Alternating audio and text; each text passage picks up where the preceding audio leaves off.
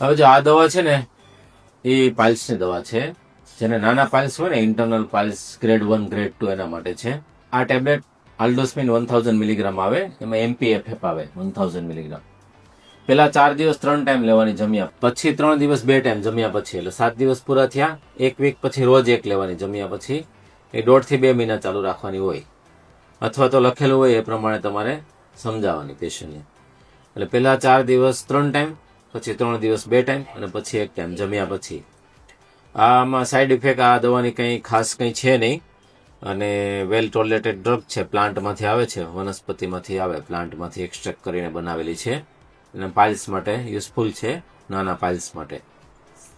અને પાઇલ્સનું રિગ્રેશન થાય, વાસ્ક્યુલારિટી ઓછી થાય, લિમ્ફેટિક ડ્રેનેજ ઇમ્પ્રૂવ કરે, સોજો ઓછો કરે અને પાઇલ્સનું રિગ્રેશન કરે. આ એનું કામ છે.